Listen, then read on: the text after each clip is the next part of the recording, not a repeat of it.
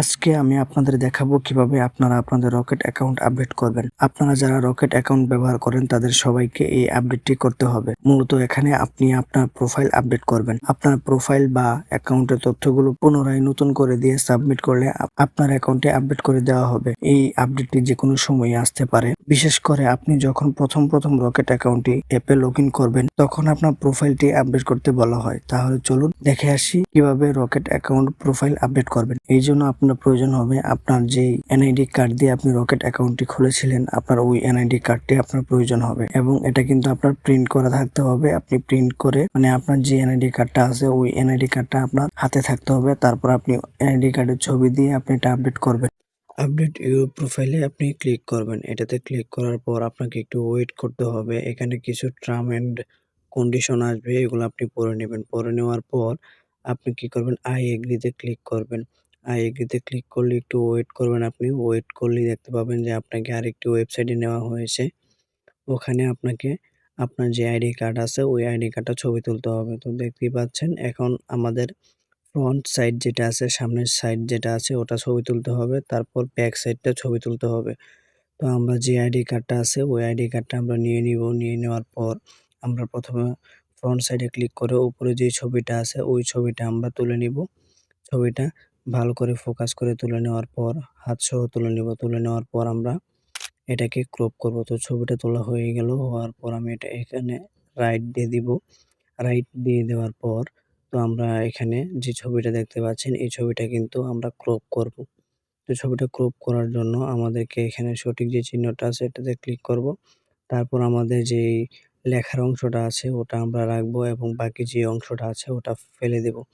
তারপর এভাবে ব্যাক সাইডে ক্লিক করব। ক্লিক করার পর ব্যাক সাইডে যে ছবিটা আছে ওই ছবিটা আমরা একটা স্ন্যাপ নিব। নেওয়ার পর আমরা আবারও আগের মতো এটাকে কেটে নিব। কেটে নিয়ে যে লেখা অংশটুকু আছে সেটা রাখবো। তারপর আমরা সঠিক চিহ্নতে ক্লিক করব। এখন আমরা নেক্সটে ক্লিক করব।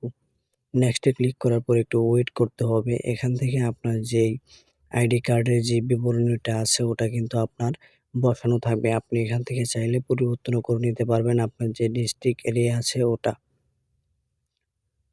তো আমরা কি করব, এখন এগুলো ভালোভাবে দেখে নিব। দেখে নেওয়ার পর আমরা নেক্সটে ক্লিক করব।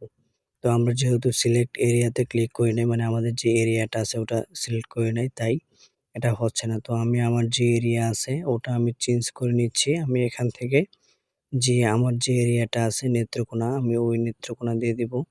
দিয়ে দেওয়ার পর আমি এখান থেকে নেত্রকোনাটা দিয়ে দিলাম। তারপর এখান থেকে আমার যে উপজেলাটা আছে ওটা দিলাম এবং তারপর আমি নেক্সট এ ক্লিক করলাম। নেক্সট এ ক্লিক করার পর এখান থেকে আপনার জেন্ডার দিয়ে দিবেন। আপনি যদি ছেলে হন তাহলে ছেলে, মেয়ে হলে মেয়ে, আর মেরিড হলে মেরিড, আনমেরিড হলে আনমেরিড। আপনার যেই ধর্ম আছে ওই ধর্মটা দিয়ে দিবেন। তারপর আপনার পেশাটা দিয়ে দিবেন। তো আপনি যেই পেশা করেন ওটা দিয়ে দিবেন। দেওয়ার পর নেক্সট এ দিবেন।